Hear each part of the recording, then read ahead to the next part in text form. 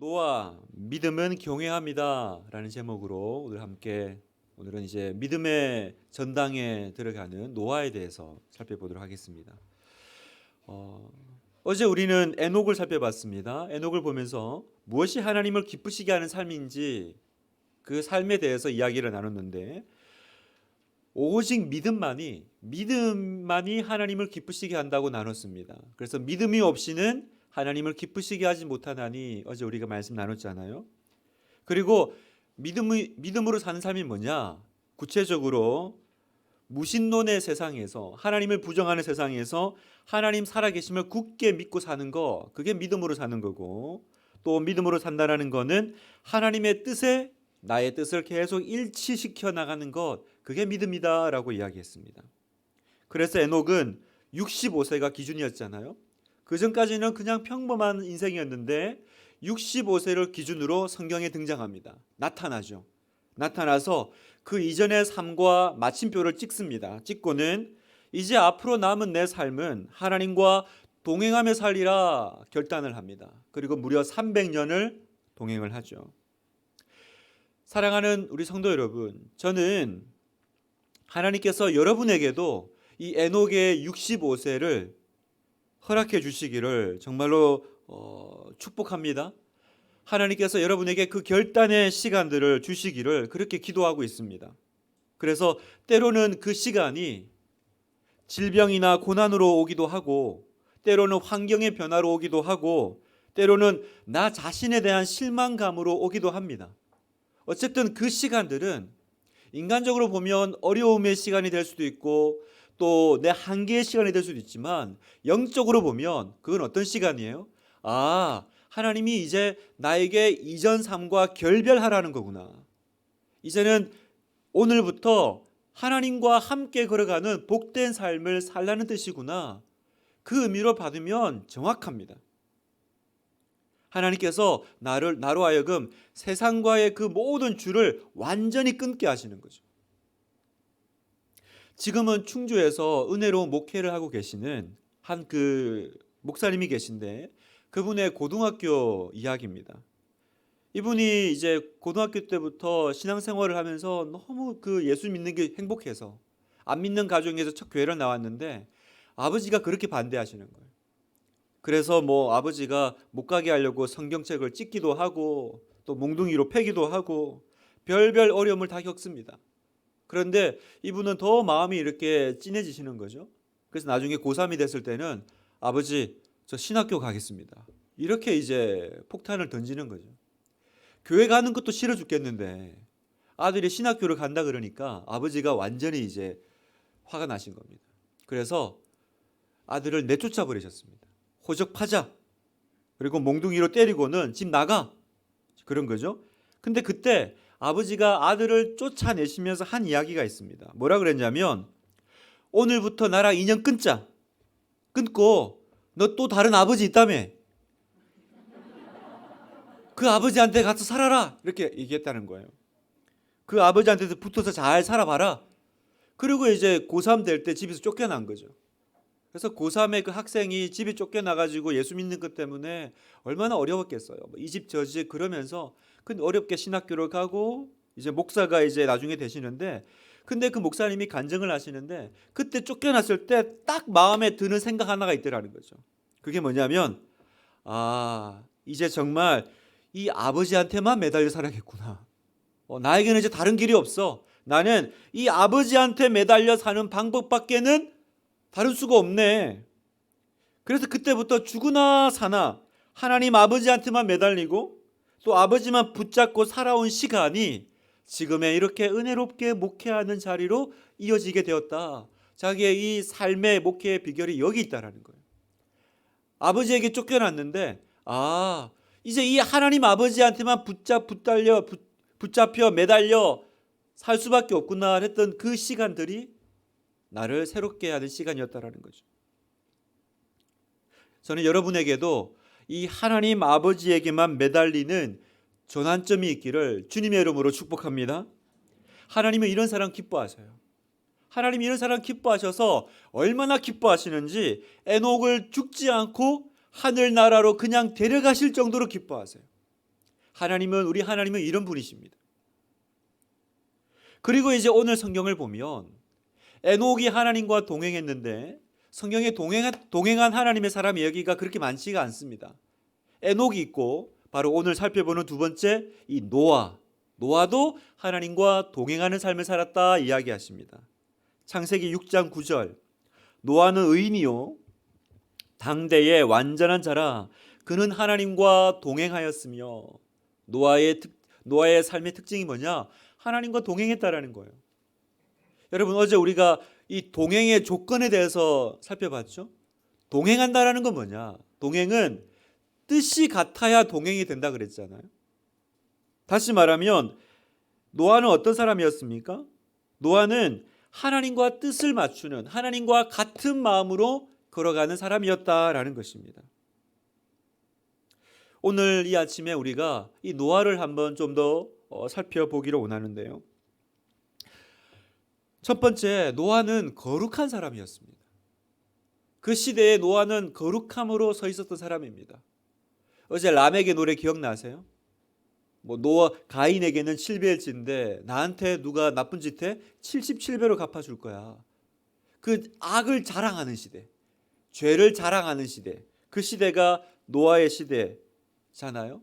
그래서 점점 더 갈수록 나중에 이제 노아 때가 되면 무두셀라를 지나 에녹을 지나 노아 때가 되면 이제 걷잡을 수 없는 상태가 됩니다. 나중에는 이제 온 세상이 이 죄악으로 그냥 가득 찬 세상이 되는 거죠. 창세기 6장 5절에 여호와께서 사람의 죄악이 세상에 가득함과 그의 마음으로 생각하는 모든 계획이 악할 뿐임을 보시고 죄악이 세상에 가득했다. 이걸 그냥 가득했구나 이렇게 생각하시면 안 돼요. 사람들이 이제는 뭐합니까? 아침에 눈 뜨고 저녁에 눈 감을 때까지 죄 지을 생각만 하고 살았다라는 뜻입니다. 이게. 또 6장 12절에 보면 하나님이 보신즉 땅이 부패하였으니 이는 땅에서 모든 혈육 있는 자의 행위가 부패함이었더라. 모든이라고 붙일 때는 웬만해서는 붙이지 않습니다. 한 명도 없었다라는 거죠. 의롭게 살아가는 사람이 거룩한 사람이 한 명도 없었다. 그래서 뭐라고 해요? 부패했다라는 거예요. 땅도 부패하고 사람도 부패하고. 하나님이 없으면 세상은 하나님이 없으면 이제는 내 마음대로 살 수 있는 내 뜻대로 할 수 있는 행복한 유토피아가 만들어지겠구나 기대했지만 오히려 하나님 없는 세상은 그 결말이 뭐예요? 최악의 타락이었다라는 거죠. 간혹 사람들이 교회에 묻습니다. 하나님이 계신데 왜 세상이 이렇습니까? 하나님이 살아 계신다면서요. 그런데 왜 세상이 이래요? 라고 여러분에게도 묻죠. 정답은 뭘까요? 왜 하나님이 살아 계신데 이런 세상이 됐을까요? 정답은 바로 우리의 죄악 때문입니다. 왜냐하면 하나님은 이런 세상을 만드신 적이 없기 때문이죠. 하나님이 만드신 세상은 보시기에 심히 좋았더라 세상이었습니다. 여러분 이런 거 한번 생각해 보세요.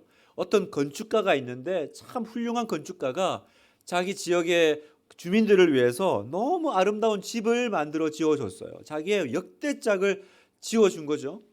그런데 주민들이 그 집에 들어가서는 건축가의 경고를 무시하고 집의 기초를 흔들고 벽에 구멍을 뚫고 막 집을 부셔요.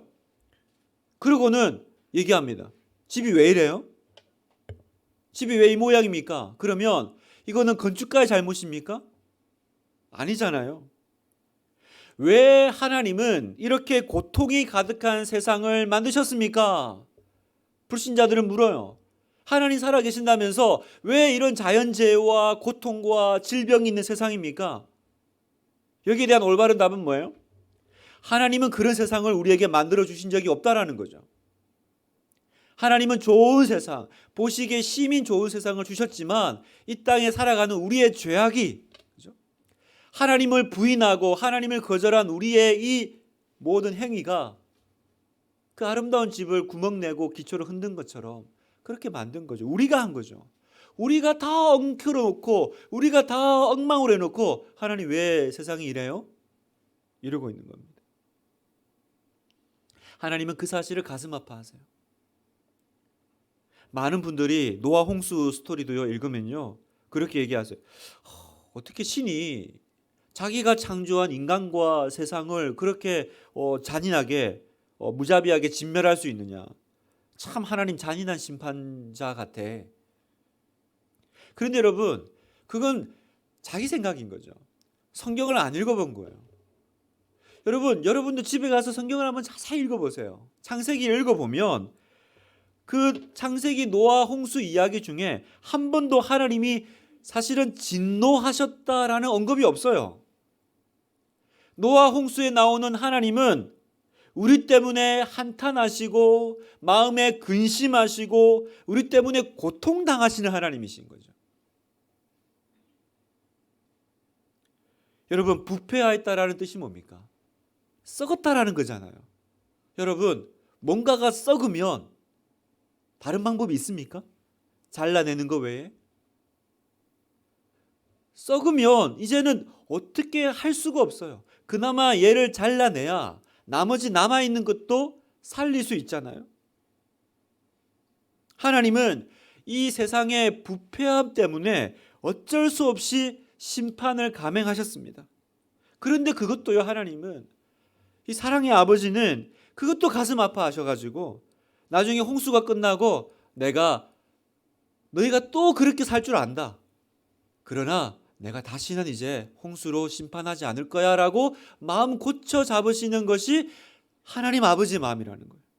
창세기 8장 21절 여호와께서 그 향기를 받으시고 그 중심에 이르시되 내가 다시는 사람으로 말미암아 땅을 저주하지 아니하리니 이는 사람의 마음이 계획하는 바가 어려서부터 악함이라 내가 전에 행한 것 같이 모든 생물을 다시 멸하지 아니하리니 내가 안다. 너희는 어릴 때부터 계획하는 것이 나를 거역하고 떠나고 악한 걸 알아. 하지만 이제 나는 홍수로 그렇게 다시는 이렇게 심판하지 않을 거야. 그게 하나님 아버지의 마음이라는 거예요. 사랑하는 하나교회 성도 여러분, 사랑하는 성도 여러분, 우리가 이 하나님의 심정을 좀 알아들이는 사람이 됐으면 좋겠어요. 하나님이 무서운 하나님이셨다면, 하나님이 심판주 하나님이셨다면 그냥 아무 말 없이 경고 없이 바로 심판하시면 되죠. 뭘 사람을 보내고 설득하고 심판한다, 심판할 거야 그러시고 기다리시고 화내시고 왜 그러세요? 그냥 그렇게 무자비한 심판자면 가만히 있다가 심판 바로 하면 되죠. 그럴 수가 없는 거죠. 그래서 오늘 이 노아의 등장은 하나님 마음에 참 위로가 됩니다. 창세기 6장 8절 그러나 노아는 여호와께 은혜를 입었더라. 여기 은혜를 입었다라는 표현이 NIV 영어 성경을 보면 한번 화면 볼까요? Found favor, 그죠? Found favor, 호의를 얻었다라는 거죠. In the eyes of the Lord. 무슨 말이냐면 find favor, 하나님의 눈에 들어왔다라는 거죠. 노아가 그 많은 사람들 중에 하나님의 눈에 띄었다라는 뜻입니다. 왜 하나님의 눈에 띄었을까요? 9절 노아는 의인이요 당대의 완전한 자라 그를 하나님과 동행하였으며. 왜 하나님 눈에 띄었습니까? 동행하는 사람. 동행의 조건 뭐였습니까? 하나님과 심정이 통하는 사람. 그 하나님과 심정이 통하는 유일한 한 사람이 있었는데 모두가 다 부패하고 하나님을 떠났는데 단 한 사람, 여러분 그런 시대가 있었대요. 세상에 딱 한 명 하나님 믿는 사람이 남아있던 시대. 다 하나님 안 믿는데 한 명 하나님 믿는 시대가 있었다는 거죠.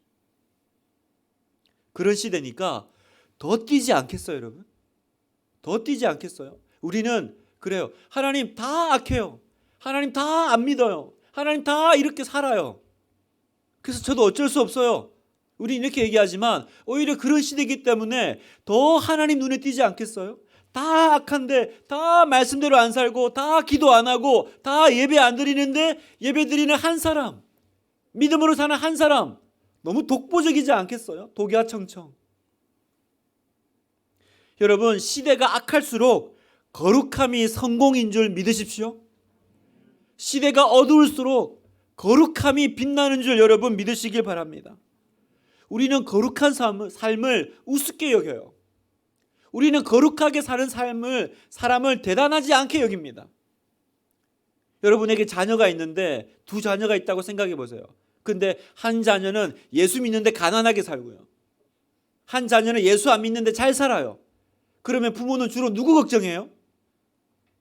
그렇죠? 예수 믿으나 안 믿으나 가난하게 사는 사람, 가난하게 사는 자녀 때문에 걱정이 많지, 예수 안 믿어도 잘 살면 부유하면 별로 걱정 안 하시잖아요. 이게 우리의 마음의 가치관인 거죠. 오직 믿음으로, 무슨 말입니까? 하나님 앞에서의 성공은 믿음이다라는 거예요. 제가 우리 남자 성도님들을 만나면, 특히나 이제 중년에 뭔가 인생의 이제 그 피크 타임을 넘어가서 뭔가를 이제 내려놓기 시작하는 타임이 되면 참 마음이 어려워지죠. 직장에서, 가정에서, 또 체력적으로. 근데 제가 그래요. 집사님, 성도님, 예수 잘 믿는 아빠가 성공한 아빠예요. 성공한 남자는 어떤 남자냐? 집안에 돈 많이 갖다 주는 남자, 직장에서 높은 자리에 올라가는 사람이 아니고 예수 잘 믿는 남자가 성공한 아빠고 남자입니다. 여러분, 성공한 엄마는 거룩한 엄마예요. 애도 잘 키우고 직장 생활도 잘하고 그냥 만능 원더우먼이 성공한 엄마가 아니고 거룩한 엄마, 예수 잘 믿는 엄마가 성공한 엄마인 줄 믿습니다. 여러분에게 이 믿음이 있기를 바라요. 이 시대는 하나님이 찾으십니다. 거룩함이 성공이다. In the eyes of the Lord. 하나님의 눈에는 거룩함이 성공이에요. 그리고 거룩합니까? 그 사람이 하나님께 은혜를 입는 거죠. 그 은혜를 입은 노아에게 이제 하나님은 한 가지 일을 시킵니다. 7절. 믿음으로 노아는 아직 보이지 않는 일에 경고하심을 받아 경외함으로 방주를 준비하여, 아직 보이지 않는 일을 알려주셨대요. 그 아직 보이지 않는 일이 뭘까? 자, 창세기 6장 13절에 보면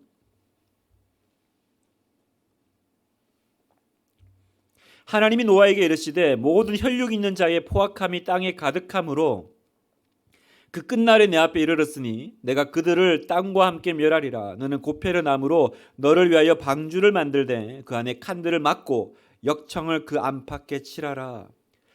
하나님께서 그 거룩한 하나님의 눈에 띈 그 노아에게 은혜를 베푸시며, 그리고 앞으로 일어날 보이지 않는 일을 말씀하시는데 그건 뭐예요? 이 세상에 홍수 심판이 올 거라는 거죠. 하나님께서 이 세상에 오실 거라는 거예요. 그 일을 알려주시면서 너는 방주를 만들어라, 이렇게 얘기하십니다. 그런데 여러분, 노아가 그래서 이제 우리는 어릴 때 그 주일학교 보면 열심히 이제 뚝딱거리면서 방주 만드는 그거 생각하잖아요. 근데 이건 그냥 배 하나 큰 거 만드는 그런 문제가 아닙니다. 뭐가 문제냐면 노아는 아직 평생에 비를 본 적이 없다라는 거예요. 배가 뭔지를 몰라요. 성경학자들은 그 당시에, 성경에 그 노아가 있던 그 당시에는 아직 비가 오지 않았던 시대라는 거죠. 비를 본 적도 없고 비가 뭐야?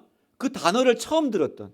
그러니까 비는 언제 왔어요? 노아의 홍수 때 내렸던 비가 세상에 내렸던 첫 번째 비였을 거다라고 성경학자들은 얘기한다는 겁니다.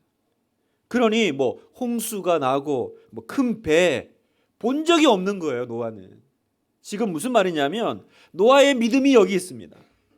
한 번도 본 적이 없는 것을 순종하는 믿음이라는 거죠. 내 인생에 그런 개념이 없었습니다. 하나님의 지금 명령은 노아의 지금 그 당시에 노아의 어떤 경험과 이성에 생각하면 이건 안 맞는 거죠. 그게 뭐예요, 하나님? 홍수가 뭐예요? 뭐 비가 뭐죠 그게? 배는 또 뭐 하는 거예요? 그런데 노아는 그럼에도 불구하고 하나님이 말씀하신 것이 그대로 이루어질 줄로 믿고 갔다라는 거죠. 바로 여기에 오늘 우리의 믿음도 있습니다. 나의 이성으로 이해되지 않지만 하나님이 말씀하신 것은 반드시 이루신다, 그 사실을 믿는 것, 그게 오늘 우리가 취해야 될 노아의 믿음이라는 거죠. 여러분, 어떻게 보이지 않는 것을 순종할 수 있을까요? 어떻게 내가 한 번도 경험하지 못했던 것들을 향해서 나아갈 수 있을까? 비결은 바로 경외함입니다. 경외함. 하나님과의 관계의 기초는 하나님을 경외하는 마음이 있습니다. 오늘 다시 7절을 보면 믿음으로 노아는 아직 보이지 않는 일에 경고하심을 받아 방주를 준비하는데 어떻게 준비한다 그러냐? 경외함으로 방주를 준비했다 그래요. 경외함으로. 보이지 않는 일, 경험하지 않는 일을 어떻게 할 수 있냐? 하나님을 경외함으로 방주를 준비했다는 거죠. 여기서의 경외하는 마음은 영어로 보면 holy fear, 거룩한 두려움이라는 거죠. holy fear. 성도 여러분, 하나님을 내 친구 수준으로 내리면, 하나님을 나의 수준으로 이해해버리면 하나님보다 내 뜻이 더 중요해집니다. 하나님이 뭐라 그래도 내 뜻이 중요해요. 그래서 우리는 항상 내가 결정해놓고 하나님 도장 찍어달라고 하는 거죠. 여러분, 내가 경험하지 않은 하나님 말씀에 순종할 수 있는 비밀은 어디 있냐? 하나님을 경외하는 마음이 있다는 거죠. 여기에 답이 있습니다. 경외함으로 방주를 지어. 내 삶의 이 지긋지긋한 죄는 언제 끊어질까요? 내가 하나님을 두려워하는 마음이 있을 때 끊어지는 거예요. 내가 하나님이 안 무서운데 죄를 왜 끊어요, 여러분? 하나님이 안 무서운데. 이 방주, 노아가 만든 이 방주는 결국은 뭡니까? 노아의 하나님의 경외함의 증거물이었던 거죠. 경외함이 없으면 방주도 없습니다. 그 성경을 보면 방주 사이즈가요, 참고로 말씀드려요, 길이가 150m, 넓이가 25m, 높이가 15m. 이렇게 말하면 무슨 뭔지 잘 감이 안 오시잖아요. 요즘 축구장이 얼마나 큽니까? 축구장 면적의 1.5배, 그리고 높이는 7층 건물의 높이라는 거죠. 거대한 배입니다. 그래서 노아는 이 방주를 성경에 보면 얼마 동안 만들었을까요? 오늘의 퀴즈. 몇 년 동안 만들었을까요? 그렇죠. 깨어있는 성도는 압니다. 120년을 만들어요. 12달도 아니고 12년도 아니고 120년을 방주를 만듭니다. 여러분, 한 번도 본 적이 없는, 그리고 120년 동안 비도 안 왔을 거 아니에요? 그걸 뚝딱 끓이고 있는 노아를 생각해 보세요. 하나님을 경외하는 마음이 없으면 절대로 할 수 없는. 사랑하는 성도 여러분, 믿음이란 아는 것만으로는 부족해요. 제가 알아들었습니다. 이걸로는 부족해. 그분을 경외함으로 따라 나서는 것이 믿음인 줄 믿습니다. 그분을 경외하기 때문에 뭔지 모르지만 하나님의 하실 일을 내가 믿고 경배하는 거예요. 어제 어서와 한국은 처음이지 그 네팔 가족 얘기했잖아요. 경배해야 되지 않아? 그리고 그냥 그 앞에서 엎드려 경배하는 그 가족들. 나의 모든 생각과 말과 체면과 자존심 다 내려놓고 경배해야 되지 않아? 그 박물관에서 엎드려서 절하는 그 가족들. 그건 그 불상에 대한 경외함이 없으면 할 수 없는 거죠. 부끄러워서 어떻게 해요? 우리는 식당에서 기도도 안 하는데. 여러분, 이게 없으면, 경외함이 없으면 우리의 믿음은 가짜예요, 여러분. 야고보서 2장 17절, 이와 같이 행함이 없는 믿음은 그 자체가 죽은 것이라. 이 행함은 뭘까요? 행위, 어떤 노력, 그게 아닙니다. 내가 하나님을 경외하는 마음에서 나오는 행동이라는 거죠. 그래서 여러분, 열왕기하 3장에는 재밌는 한 장면이 나오는데, 그 이스라엘 백성들이 이제 모압 족속하고 전쟁을 치르는 이제 장면이 나와요. 그런데 전쟁을 치러 가는데 문제가 하나 발생합니다. 어떤 문제가 발생하냐면 군대인데 물이 없는 거예요. 그래서 어려워집니다. 3장 9절, 이스라엘 왕과 유다 왕과 에돔 왕이 가더니 길을 둘러간 지 7일에 군사와 따라가는 가축을 먹일 물이 없는지라. 목이 말라 전쟁도 하기 전에 죽게 생겼어요.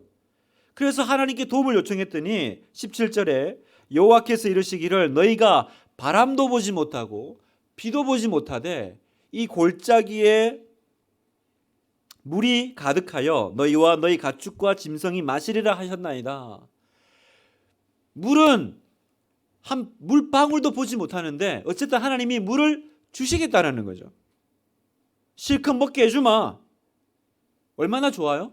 딱 여기까지는 좋은데, 근데 엘리사가 한 가지 그 전에 이상한 일을 시킵니다. 뭘 시키냐면 물도 없는데 개천을 파라 그래요. 자, 16절 그가 이르되 여호와의 말씀이 이 골짜기에 개천을 많이 파라 하셨나이다.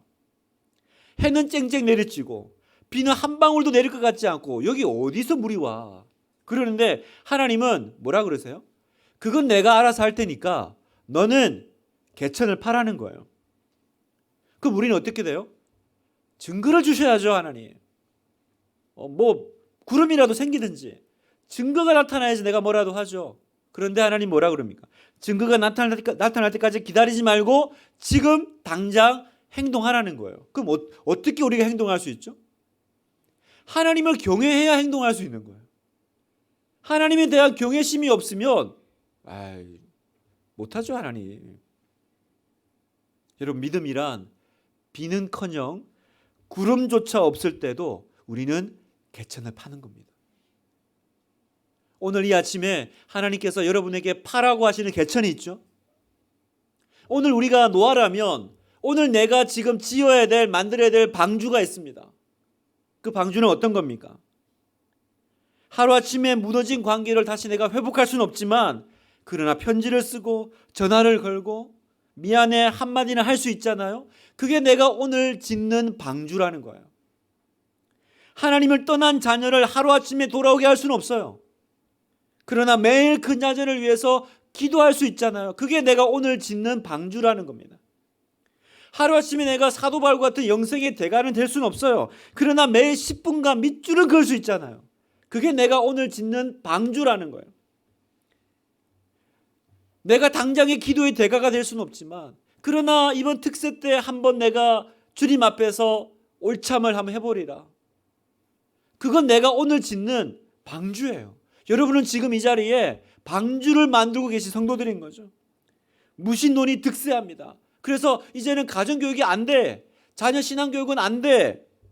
너무너무 힘들어요, 목사님. 그러나 또 우리 매일 아침 그 매 주일마다 아이들과 전쟁을 하지만 또 그 졸린 눈을 비비고 이렇게 세워서 어쩌든지 예배를 데리고 오려고 하는 그건 나의 방주죠. 나의 방주죠. 언제까지 해야 될까, 하나님? 언제까지? 120년? 그러니까 여러분, 우리가 이 사역할 때 제일 힘든 건 일이 아니에요. 주변의 조롱과 내 마음의 낙심이에요. 특히나 주변에서 그래서 뭐 좀 달라졌어? 살림살이 좀 나아졌어? 이렇게 물으면 마음이 무너지는 거죠. 내가 지금 기도한 지가 몇 년이에요. 내가 배우자를 위해서 기도한 지가 벌써 10년이 넘어가고 우리 애를 위해서 그렇게 기도했는데 콧방귀도 안 끼는. 그러니까 주변에서 뭐라 그럽니까? 뭐 비는 오기는 한데 그거 왜 짓는 거야? 뭐 앞으로 몇 년 동안 더 할 건데? 그게 얼마나 우리의 마음을 낙심시키는지 몰라요. 그런데 노아는 그 비웃음을 몇 년 들어요? 그렇죠. 120년 동안 노아를 그 방주를 지었으니까 120년을 들어요. 우리는 한 번 안 좋은 소리 들어도 밤잠을 못 자는데 이 사람은 어떻게 견뎠을까? 유난히 다른 사람의 말에 이렇게 평가에 예민한 목사님이 계셨습니다. 그래서 주변에 누가 한마디 하면 그 신경 쓰고 괴로워하느라 밤잠을 못 자는 거예요. 제 얘기가 아닙니다, 여러분. 너 얘기구나 이렇게 표정으로 보시는데 제 얘기가 아니고 뭐 저도 그렇긴 합니다만 근데 너무 막 예민한 거예요. 막 누가 얘기를 하고 그 특히나 뭐 설교가 오늘 좀 지루하던데 이러면 막 뒤집어지는 거예요. 어떡하지? 그걸 이렇게 보고 있던 사모님이 어느 날 한참 보고 있다가 그러시더래요. 목사님, 사람 말에는 그렇게 신경을 쓰면서 정작 하나님의 말씀에 대해서는 그 정도로 신경 쓰세요? 사람 말은 한마디 들으면 그게 떠나지가 않아가지고 밤에 잠을 못 잘 정도로 그렇게 신경을 쓰는데 하나님이 말씀하시는 거에 대해서는 그 정도 신경 쓰세요? 목사님이 이 얘기에 충격받은 거예요. 그 말이 맞거든요. 내가 하나님 말씀 한마디 듣고는 내가 이렇게 예민하게 반응한 적이 있었나? 그 말씀 때문에 내가 밤잠을 못 이룬 적이 있었나? 그런데 지나가는 사람이 한마디 한 거는 그게 그렇게 가슴이 아파가지고 그게 신경이 쓰여가지고 그때 이 목사님이 완전히 거듭나 버린 거죠. 사랑하는 성도 여러분, 말씀을 마무리하면서 여러분, 우리 아침에 우리 하나님 말씀에만 진지하게 반응하겠습니다. 그리고 매일 아침 하나님을 경외함으로 우린 또 오늘 방주 만들러 나아갑니다.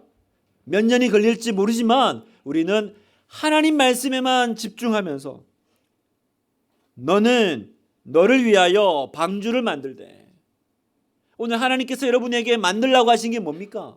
뭘 만들라고 하십니까? 여러분, 우리 그거 다시 시작하겠습니다. 내려놓은 망치 다시 들고 10년째 기도하고 있는데요. 아니요. 또 망치 들어요.